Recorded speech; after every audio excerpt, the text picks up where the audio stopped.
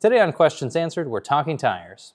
The first question is, how does tire pressure affect performance and comfort? And it can have a really big impact on performance and comfort. The higher pressure you have in your tire, the less rolling resistance you have, but the harsher the ride quality is. And the lower pressure you have in your tire, the more rolling resistance you have, and the more comfortable and smooth the ride is, and generally the better grip you have. For any given terrain, tire width, or type of riding, there's always a balance to find of rolling resistance and comfort. And there are some great tools out there now. There's awesome tire pressure calculators online. I really like Silka's tire pressure calculator to help you find that sweet spot between rolling resistance and comfort. What should I consider when switching to wider tires? Well, I think the first thing to consider is, do you really need to switch to wider tires? And that's because narrower tires offer better performance and less rolling resistance for road riding and most applications that don't include a lot of dirt or gravel riding. So, you might not actually like that trade-off to wider tires, depending on what you're doing.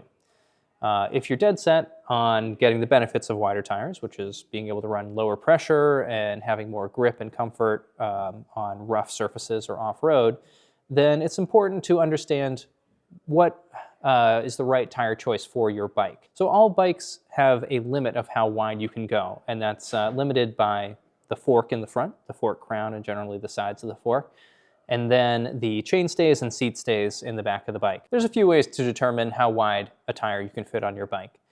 You can take a look at your bike and take specific measurements to see how wide a tire you can fit in the fork, between the fork legs and the crown, and between the seat and chain stays in the rear of the bike.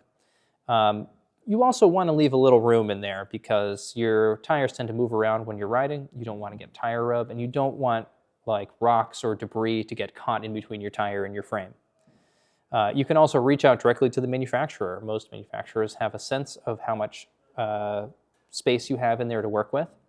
Or you can just test fit and just run with it. But I always recommend measure twice, install once. There's also generally a maximum and minimum size recommended tire for your bike's rims.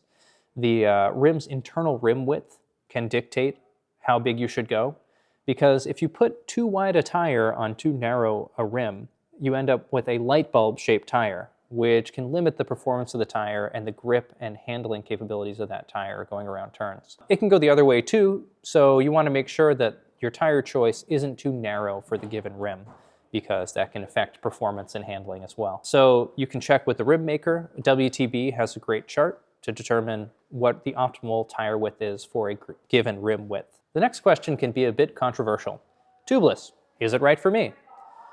Well, for performance-focused riders, tubeless can offer distinct benefits. If you're a mountain biker, going tubeless can mean you can run lower pressure, which means better grip, more comfort, better bump absorption, and reducing the likelihood of getting pinch flats when you're riding. If you're a gravel rider, reducing pinch flats and reducing rolling resistance can mean better performance.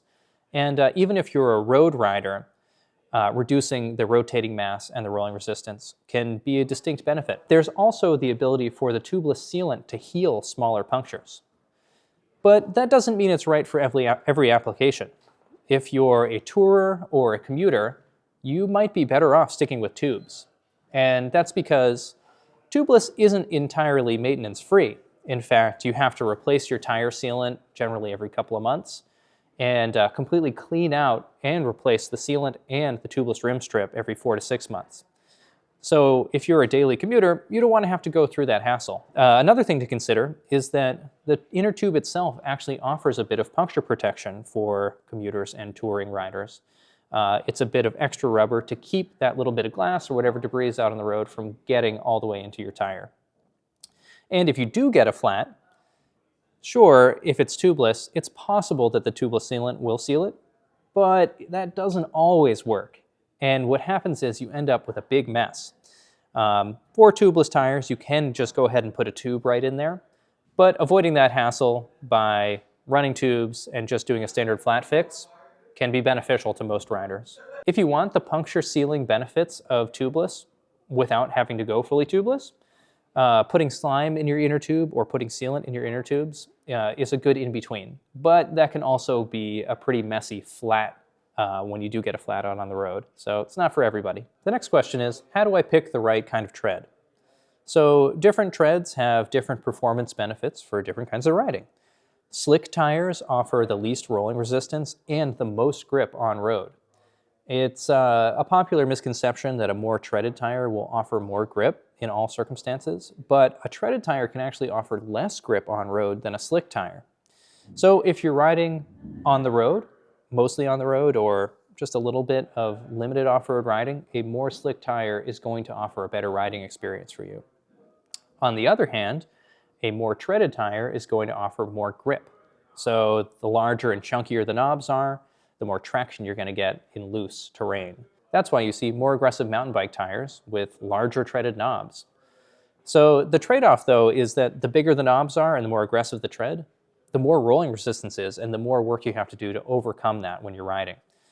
So if you're doing pure mountain biking and pure descending, you're going to want a really aggressive tire for the most grip possible. But if you're doing a mix of descending and climbing, you might want something with a little bit less aggressive tread.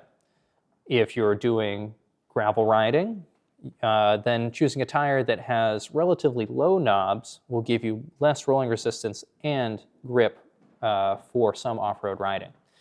So depending on what riding you're doing, striking that balance might be the right move. If you have questions about tires or anything else bike-related, post it in the comments and we'll address it in a future video.